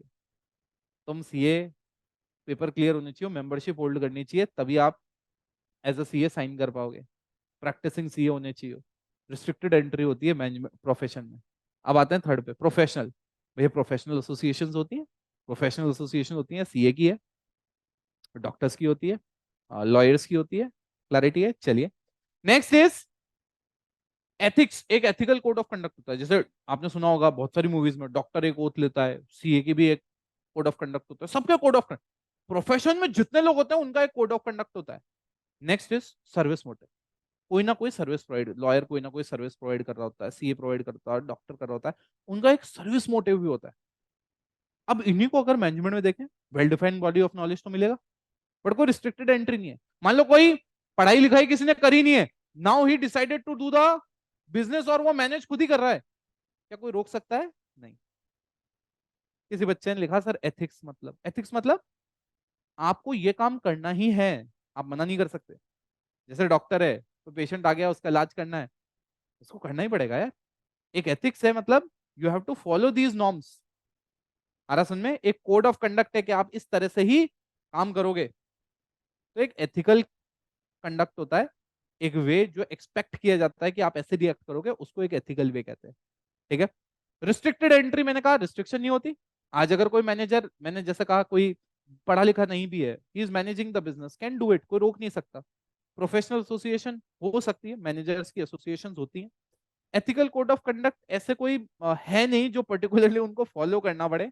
सर्विस मोटिव नहीं, प्रॉफिट मेकिंग ही मोटिव होता है कि कैसे कैसे हम प्रॉफिट इसमें कमा पाए। तो मैनेजमेंट प्रोफेशन तो नहीं है। आप मुझे बताओ, क्या तीनों के तीनों पार्ट क्लियर है? मैनेजमेंट आर्ट होती है, बिल्कुल होती है। मैनेजमेंट साइंस है, नहीं भैया इनएग्जैक्ट साइंस है। मैनेजमेंट प्रोफेशन है, बिल्कुल भी नहीं है, क्योंकि हमने डिस्कस कर लिया। क्लैरिटी है? फटाफट अगर क्लियर है तो एसी लिख दो यार, फटाफट क्लियर है तो एसी लिख दो। तो गाइज हम लोगों ने मैनेजमेंट का नेचर भी कवर कर लिया, नेचर दिमाग में सेट है हमारे। अब गाइज मैं जो बार बार कह रहा था, आपको जैसे जैसे आगे बढ़ते जाओ, आपको उस चैप्टर का समरी दिमाग में सेट होना चाहिए। क्या पढ़ा हमने सबसे पहले? मैनेजमेंट की डेफिनेशन, मैनेजमेंट के ऑब्जेक्टिव, मैनेजमेंट के कैरेक्टरिस्टिक्स, मैनेजमेंट की इंपॉर्टेंस। अभी क्या पढ़ लिया? मैनेजमेंट का नेचर। क्लैरिटी है? क्लैरिटी है।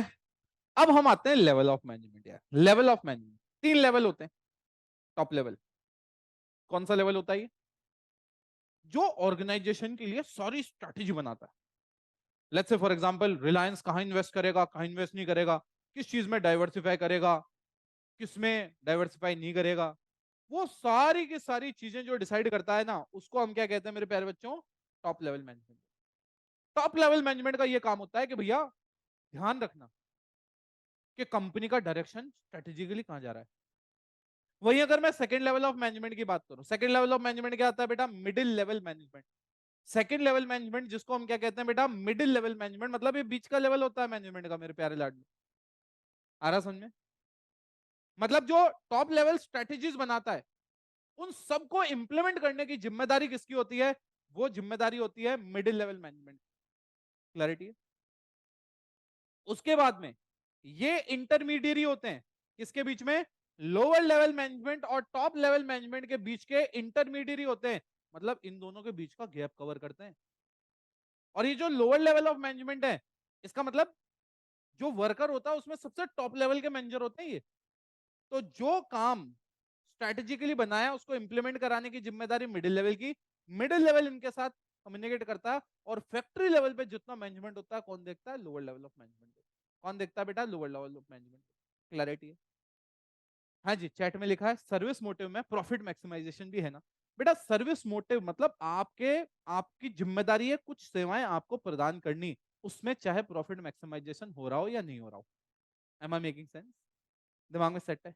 किसी बच्चों ने फिर लिखा है बेटा, बेटा again I will inform you, one I think two students have written sir the link for sharing the full courses. बेटा I will tell you at the end, अभी मेरा चैप्टर चल रहा है, तो आई वांट के मैं डिस्ट्रैक्टेड ना रहूं या टॉपिक से बाहर नहीं जाऊं। मैंने ऑलरेडी अनाउंस किया था, मैंने दो स्पेशल टारगेट 2024 कोर्सेज लॉन्च किए हैं।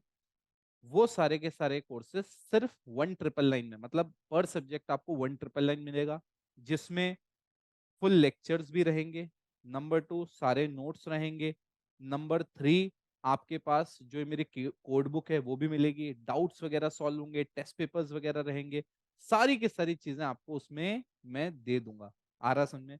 बट प्लीज अभी सेशन चल रहा है, तो let me just focus on it. पहले 3-4 बार आ गया था, मैंने इग्नोर कर दिया, बट अब मैंने आपको इन्फॉर्म कर दिया है, मे बी इसलिए शायद आप एंड तक ना रुक पाओ, इसलिए शायद आप पूछ रहे होगे ये समझ के। सर नोट्स कहाँ पे मिलेंगे? बेटा एक गूगल फॉर्म बाद में शेयर होता है, उसमें आप अपने डिटेल सारी मेंशन करिएगा, टीम आपको कांटेक्ट करेगी।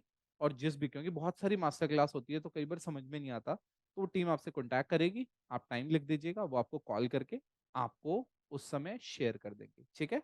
आप टाइम लिख दीजिएगा, नहीं तो मैं आपको शुरुआत में भी नंबर दे चुका हूं, एंड में भी आपको नंबर दे दूंगा जिनसे आप बात करके कर सकते हैं। Akshat is asking difference between authority and responsibility. Akshat, ये आगे वाले टॉपिक में आएंगी आरएस में, अथॉरिटी और रिस्पॉन्सिबिलिटी। आप अभी फिर भी आपने पूछा, बता देता हूँ। अथॉरिटी मतलब किसी को किसी से काम कराने, किसी को ऑर्डर देने की जो आपके पास पावर होती है। रिस्पॉन्सिबिलिटी मतलब किसी को आपको ओबे करना, जो इंस्ट्रक्शंस आ रहे हैं सुपीरियर से, वो जब सबॉर्डिनेट को फॉलो करने होते हैं तो वो रिस्पॉन्सिबिलिटी होती है सबॉर्डिनेट की। क्लैरिटी है? चलिए, so guys level of management हमने देखे। अब हमने प्रोसेस की जब बात की थी तो फंक्शन ऑफ मैनेजमेंट पे बात की थी। Do you remember that?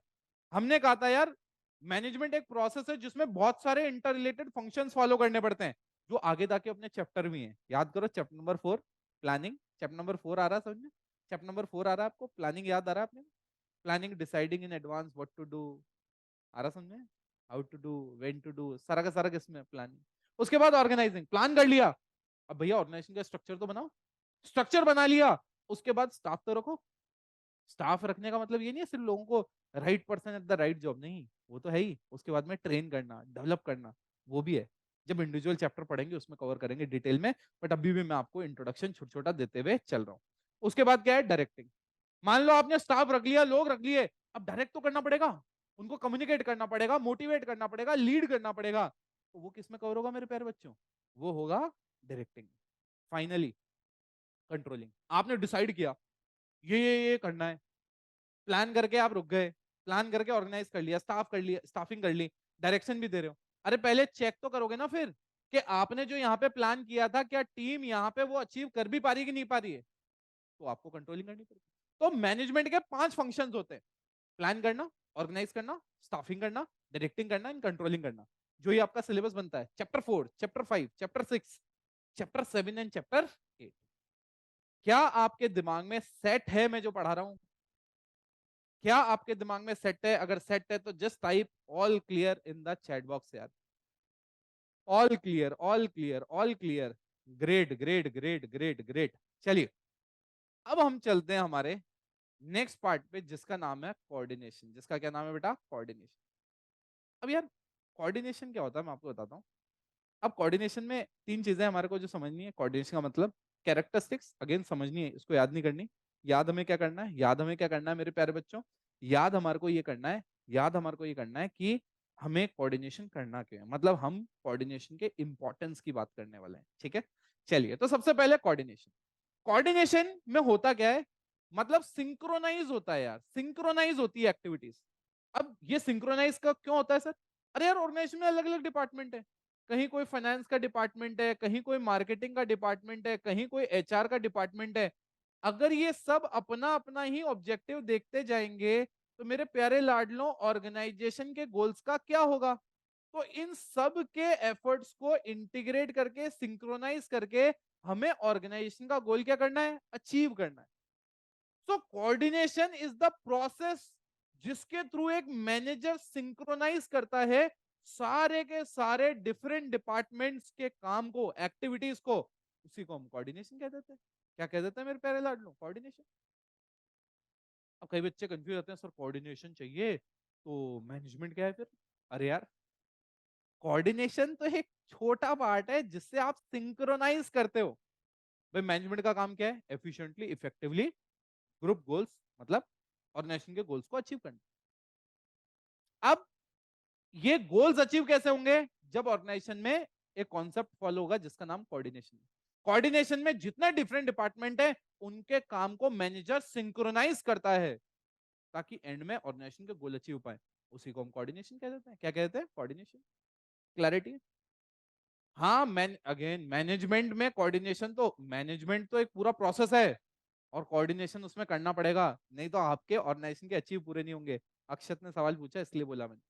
चलिए, अब मैंने कहा कोऑर्डिनेशन रेफर्स टू, अगेन मैंने बता दिया, सिंक्रोनाइजेशन। यार जितनी भी वेरियस एक्टिविटीज है उनका जब सिंक्रोनाइजेशन करते हैं, एफर्ट्स का सिंक्रोनाइजेशन करते हैं, जो कि इंडिविजुअल की भी हो सकती है, ग्रुप की भी हो सकती है, डिपार्टमेंट की भी हो सकती है। अगर मान लो आपने कोऑर्डिनेशन नहीं किया तो आपको नुकसान क्या क्या होंगे? मैं आपको 3 नुकसान बताने वाला हूं। एक तो ओवरलैपिंग, कोऑर्डिनेशन ही नहीं है, हो सकता है एक ही काम को अलग अलग डिपार्टमेंट कर रहे हो बार बार। ऐसा भी हो सकता है कि एक ही काम को बार बार हो रहा है, मतलब ओवरलैप भी हो रहा है और साथ में डुप्लीकेशन भी हो रहा है। Delay in work and chaos. मान लो आपकी ऑर्गेनाइजेशन में 1000 वर्कर है और 4 डिपार्टमेंट है, 250 250 250 250, और चारों एक एक प्रोसेस को करते हैं। पहले डिपार्टमेंट का काम खत्म हुआ तब वो प्रोसेस 2 में जाता है दूसरे लोगों के पास, फिर प्रोसेस 3 में, फिर प्रोसेस 4। मान लो एक दिन प्रोसेस 1 ने अपना काम ढंग से करके दिया ही नहीं, प्रोसेस 2 वाली टीम भी वेस्ट हो गई, प्रोसेस 3 भी और प्रोसेस 4 भी। आप बताओ 1000 लोगों का एक दिन का वेज आपका डायरेक्ट लॉस हो जाएगा। तो इसलिए क्या होता है, आपको काम में डिले ना हो, यॉस क्रिएट ना हो, तो इस वजह से आपको कोऑर्डिनेशन चाहिए ही। क्लैरिटी है। अब अपन चलते हैं इसके आगे, कैरेक्टरिस्टिक्स बता रहा हूं, कैरेक्टरिस्टिक्स बता रहा हूं बताने के लिए, बाकी ऑटोमेटिकली डायरेक्टली समझ में आ सकते हैं। कोऑर्डिनेशन इंटीग्रेट करता है सारे के सारे एफर्ट्स को, इंटीग्रेट मतलब जोड़ना।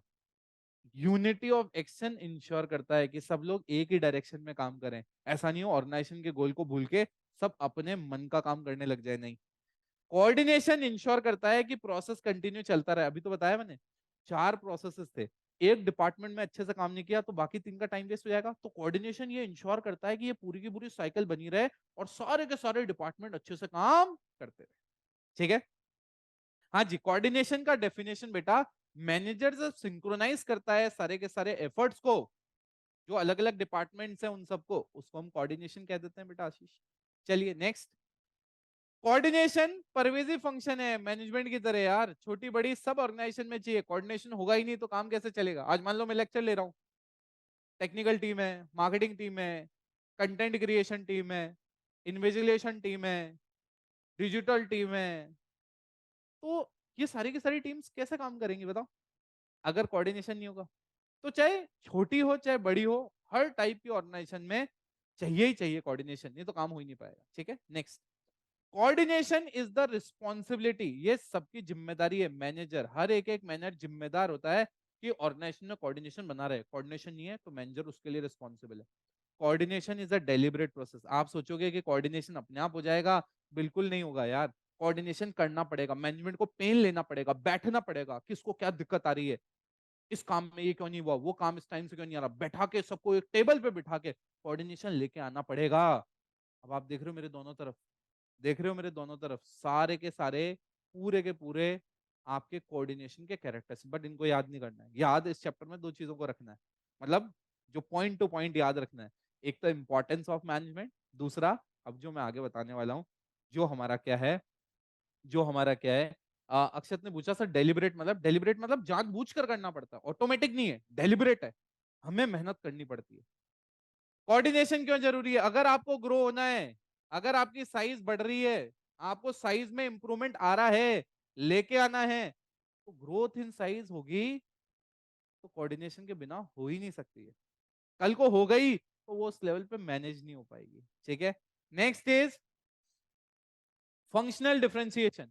ऑर्गेनाइजेशन में अलग अलग फंक्शनल होते हैं, तो फाइनेंस वाला फाइनेंस का काम कर रहा है, सेल्स वाला सेल्स का काम कर रहा है, मार्केटिंग वाला मार्केटिंग का कर रहा है।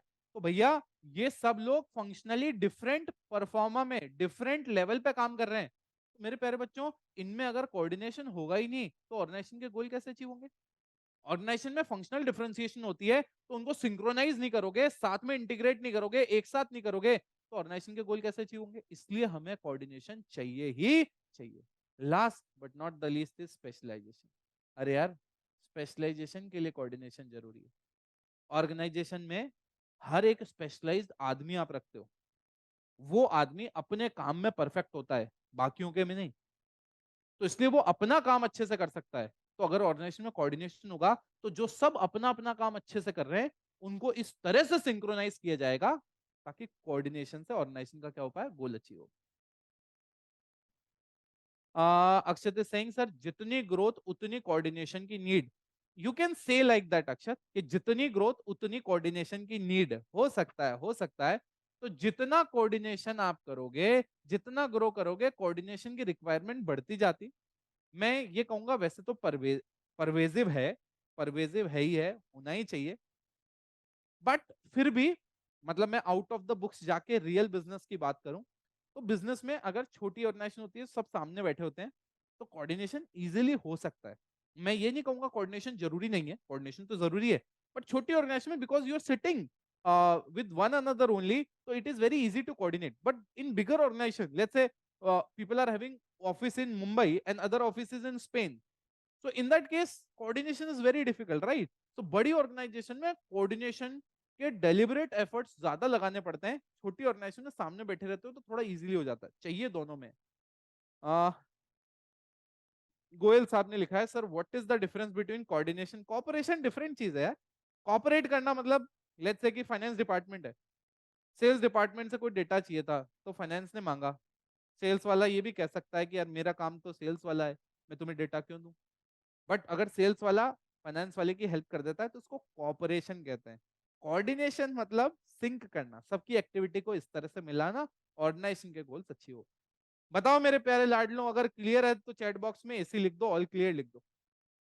चैट बॉक्स में एसी लिख दो अगर यहां तक क्लियर है तो। एसी, एसी, एसी, एसी। Great, great, great, great, good, very good. Means putting all the efforts as and when required. बेटा ये किसका मतलब है, ये समझ में नहीं आया मुझे अक्षर। आपने किस सेंस में लिखा है, किस सेंस में लिखा है ये मुझे समझ में नहीं आया। ओके, सो गाइज, मेरे ख्याल से पूरे के पूरे चैप्टर में अब अपन ने जो अभी तक पढ़ा उसके बाद अब हमारी स्टोरी पूरी कंप्लीट हो जाएगी, समझो। Dad please dad Goa excursion. अब जब भी आप इसको कॉमिक बुक को देखोगे आप याद करोगे, डी मतलब डायनेमिक ऑर्गेनाइजेशन, पी मतलब पर्सनल ऑब्जेक्टिव, डी मतलब डेवलपमेंट ऑफ सोसाइटी, जी मतलब ग्रुप गोल्स, ई मतलब एफिशिएंसी। आ रहा समझे? तो बच्चा पापा को कह रहा है, डैड प्लीज डैड मुझे कहां जाने दो, गोवा जाने दो एक्सकर्जन पे।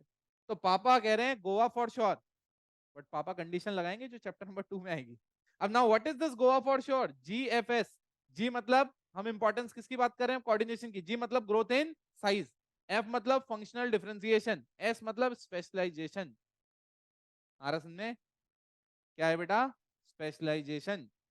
आप फंक्शनल, गीता अग्रवाल कह रही है सर फंक्शनल डिफरेंशिएशन बताएं। गीता फंक्शनल डिफरेंशिएशन का मतलब यह है कि ऑर्गेनाइजेशन में अलग अलग फंक्शन होते हैं, सबका डिफरेंट डिफरेंट ऑब्जेक्टिव है, तो उनको कैसे कोलैबोरेट किया जाए ताकि ऑर्गेनाइजेशन का जो मेन ऑब्जेक्टिव है वो हो क्या पाए, वो अचीव हो पाए। क्लैरिटी है? तो सबसे पहले तो बेटा मुझे, आप भी बहुत सारे, क्योंकि नई नई चीज हमने इसी साल इसको स्टार्ट किया है, सो क्या कॉमिक बुक से थोड़ा रिलेट करना आसान हो जाता है? Means putting all the efforts as and when required. बेटा ये किसका मतलब है, ये समझ में नहीं आया मुझे अक्षर। आपने किस सेंस में लिखा है, किस सेंस में लिखा है ये मुझे समझ में नहीं आया।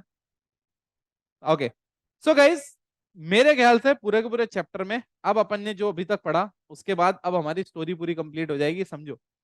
Dad please dad Goa excursion. अब जब भी आप इसको कॉमिक बुक को देखोगे आप याद करोगे, डी मतलब डायनेमिक ऑर्गेनाइजेशन, पी मतलब पर्सनल ऑब्जेक्टिव, डी मतलब डेवलपमेंट ऑफ सोसाइटी, जी मतलब ग्रुप गोल्स, ई मतलब एफिशिएंसी। आ रहा समझे? तो बच्चा पापा को कह रहा है, डैड प्लीज डैड मुझे कहां जाने दो, गोवा जाने दो एक्सकर्जन पे। तो पापा कह रहे हैं गोवा फॉर श्योर, बट पापा कंडीशन लगाएंगे जो चैप्टर नंबर 2 में आएगी। अब now what is this Goa for sure? GFS. G मतलब हम इंपॉर्टेंस किसकी बात कर रहे हैं, कोऑर्डिनेशन की। जी मतलब ग्रोथ इन साइज, एफ मतलब फंक्शनल डिफरेंशिएशन, एस मतलब स्पेशलाइजेशन। आ रहा समझ में? क्या है बेटा? स्पेशलाइजेशन। आप फंक्शनल, गीता अग्रवाल कह रही है सर फंक्शनल डिफरेंशिएशन बताएं। गीता फंक्शनल डिफरेंशिएशन का मतलब यह है कि ऑर्गेनाइजेशन में अलग अलग फंक्शन होते हैं, सबका डिफरेंट डिफरेंट ऑब्जेक्टिव है, तो उनको कैसे कोलैबोरेट किया जाए ताकि ऑर्गेनाइजेशन का जो मेन ऑब्जेक्टिव है वो हो क्या पाए, वो अचीव हो पाए। क्लैरिटी है? तो सबसे पहले तो बेटा मुझे, आप भी बहुत सारे, क्योंकि नई नई चीज हमने इसी साल इसको स्टार्ट किया है, सो क्या कॉमिक बुक से थोड़ा रिलेट करना आसान हो जाता है? जो मेरा थॉट प्रोसेस था कि इस चैप्टर में याद क्या रखने का है। और एक और चीज जो शुरुआत में मैंने कहा था, learning outcome, so you should also know कि इस चैप्टर में है क्या क्या। सो लेट्स से आज आपने पढ़ा, अब सबसे पहला काम है एनसीईआरटी पढ़ना। एनसीईआरटी पढ़ने के बाद काम क्या है, चैप्टर में उसके बाद रिवाइज करना है, ये टॉपिक है। आ रहा समझ में? तो आपके मेमोरी में ये चीजें बहुत लंबे समय तक रह पाएंगी मेरे प्यारे लाडू। गाइज मुझे फटाफट बता दो, whatever I am saying, is this clear to you और this is not clear to you? फटाफट फटाफट बता दो। All clear, all clear, all clear. That's great, great great. चलिए, good good good good good. चलिए, so guys अब मैंने last एक छोटा सा है 21st सेंचुरी यार। यार अब 21st सेंचुरी में तो क्या हो गया है, पूरा का पूरा जो वर्ल्ड है वो एक काइंड ऑफ ग्लोबल विलेज है यार।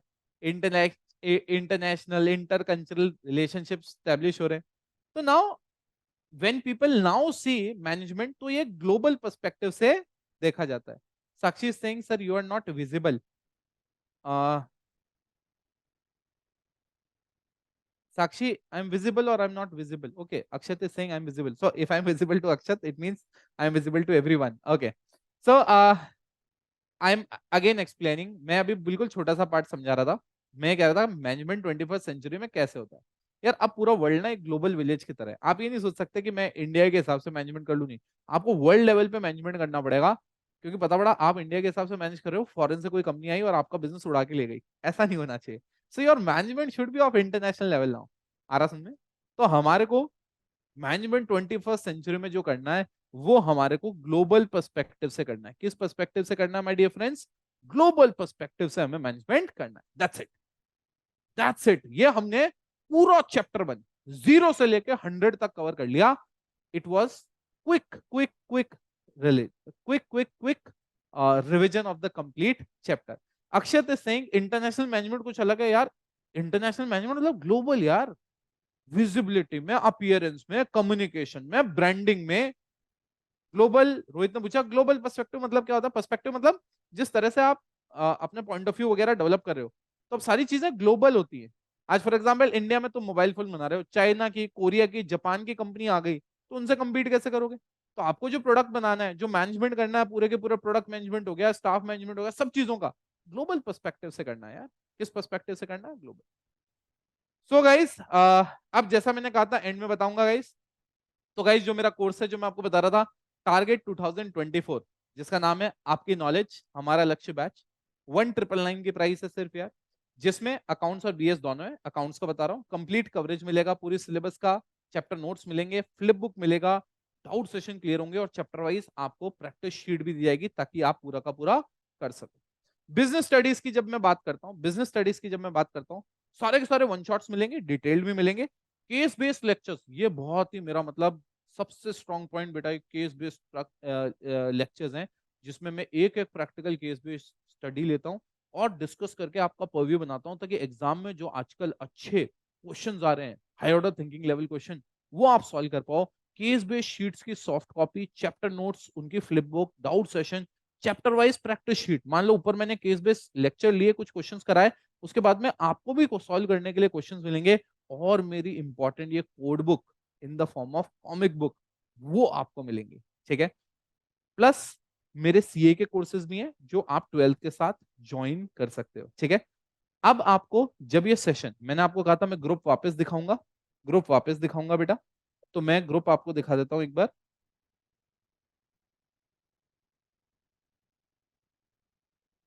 एक सेकेंड है। ओके, सो मैं आपको एक बार ग्रुप वापस दिखा देता हूँ। क्या कहता है बेटा ये ग्रुप? आ जाओ। सो बेटा ये ग्रुप है आपके सामने, जो मैंने आपको पहले भी दिखाया था। आ, बेटा फर्स्ट टाइम में क्लियर किया है, मैंने कॉलेज के साथ ही क्लियर कर लिया था बेटा। Okay, I cleared CA at the age of around 21 only बेटा। 21 के बाद अब 12+ साल का एक्सपीरियंस है। आ रहा समझे? तब से कंटिन्यू पढ़ा रहे हैं। Sir please can you tell me about ACC और CA, which one is better? बेटा if you are planning to stay in India, CA is 100 times better. But if let's say you are going abroad, let's say Singapore, Dubai, UK, then ACCA would be more preferable. But हाँ, CA से knowledge जोरदार मिलती है। आ रहा समझे? मजा आ जाता है, जबरदस्त कोर्स है। अब आप देखो यहाँ पे, आप जब यहाँ पे जाओगे तो डिस्क्रिप्शन में आपको बीएस मास्टर क्लास, इवन जो आज क्लास हुई है वो भी आपको विद इन 2-3 डेज आपको मिल जाएगी। अकाउंट्स की जो मेरी 2 मास्टर क्लास हो चुकी है, वो दोनों आपको यहाँ पे मिलेगी। आ रहा समझ में? उसके बाद में अगर आपके पास कोई कॉल या कुछ नहीं आए हमारी टीम से, तो आप इस नंबर पे कॉल भी कर सकते हो मेरे प्यारे बच्चों। आप इस नंबर को सेव कर लो, ताकि हमारे यहाँ से कॉल आए तो आप उसको रिस्पॉन्ड कर पाओ। 8764627117। आपके अक्षत सिंह सीए के बाद एसीसी हो सकता है, बिल्कुल हो सकता है। तो आपके जैसे ही अभी सेशन खत्म होगा, ग्रुप पे थोड़ी देर बाद एक गूगल फॉर्म आएगा। गूगल फॉर्म में आपसे सारी डिटेल मांगी जाएगी। इनकेस आपने कोई वेबिनार मिस किया है, उसकी कोई डिटेल और चाहिए तो वो भी आपको पर्सनलाइज करके हम भेजेंगे। साथ ही ये भी पूछा जाएगा आपको कब हमारी टीम कॉल कर सकती है। उसके बाद में कौन सा आपका व्हाट्सएप नंबर है, ऑल्टरनेटिव नंबर है, ताकि हमारी तरफ से नोट्स वगैरह आपको उन नंबर्स पे फ्लोट हो पाए। साथ ही आपसे ये भी पूछा जाएगा इनकेस आप कोई पेड कोर्स वगैरह लेना चाहते हो तो आप वहां पे टिक करेंगे तो टीम आपको उसके बाद गाइड करने के लिए फोन करेगी। वैसे भी वो आपसे फीडबैक वगैरह लेने के लिए कंटिन्यू फोन करती रहेगी, सो दैट हमें पता पड़ पाए हम कहाँ सही जा रहे हैं, कहाँ और we can do things good for you. तो वो फीडबैक भी हमें चाहिए रहेगा, राइट। उसके बाद में उसके बाद में आप उसमें टाइमिंग वगैरह प्रॉपरली मेंशन करेंगे कितनी बजे आपको कॉल किया जा सके, बिकॉज वी डोंट वांट के टीम आपको कॉल करे, आप कहीं क्लास में हो, आप सो रहे हो, स्कूल गए हुए हो। तो आप अपना टाइम चूज करें and then you can speak to them. So guys, अब अपन आते हैं हमारे वेबिनार के मास्टर क्लास के लास्ट पार्ट पे।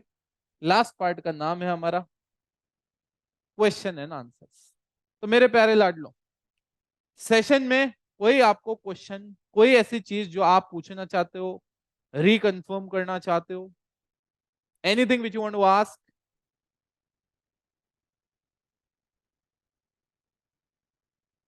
ओके ओके सर, साथ साथ पूछते हुए चले और आपने आंसर भी देते हुए चले, तो कुछ क्वेश्चन आंसर के लिए रह ही नहीं गया। ओके ग्रेट यार। Okay good. सो गाइस, फटाफट फटाफट फिर फीडबैक दे दो मुझे। So how is the session? कैसा लगा आप लोगों को session? How is it? Was it worth? 1 घंटा 1.5 घंटा इन्वेस्ट किया क्या आप लोगों को? 1 घंटा 20 मिनट के आसपास। क्या आप लोगों को कुछ वैल्यू एडिशन हुआ? यार एक तो ना रिप्लाई बड़े धीरे धीरे कर रहे हो यार, इसमें कंजूसी क्यों? पहले तो बहुत बढ़िया बढ़िया जल्दी जल्दी कर रहे थे। ओके फैंटास्टिक सर, बहुत मजा आ गया। Yes sir, it was great. Superior and subordinate के बीच में रिलेशनशिप होता है लेवल ऑफ मैनेजमेंट में। हाँ जी बेटा, जो लेवल्स होते हैं वो high, first level, second level, third level, ऐसा चलता है। सर मजा आ गया। It was great sir. चलो गाइस, बढ़िया बढ़िया बढ़िया बढ़िया। और यार जब टीम फॉर्म वॉर्म, सबॉर्डिनेट किस लेवल पे? सबॉर्डिनेट हर लेवल पे होते हैं बेटा, ऐसा कोई फिक्स लेवल नहीं है। आप टॉप लेवल में भी होंगे तो वहां पे भी कोई बिल्कुल एक पोस्ट पे होगा, उसके नीचे कोई और होगा, ऐसे सब लेवल पे होते हैं सबॉर्डिनेट। It was great. हाँ, तो मैं कह रहा था यार, तुम्हें फॉर्म वगैरह फिल होता है, उसमें तुमसे रिव्यू वगैरह मांगते हैं हम लोग। तो उसमें तुम कमेंट में बड़े छोटे छोटे लिखते हो यार, ढंग से अच्छे से एक्सप्लेन किया करो, सो दैट हमें पता पड़ सके क्या चीज आपको अच्छी लगी, क्या और हमें सेशंस में डालनी चाहिए।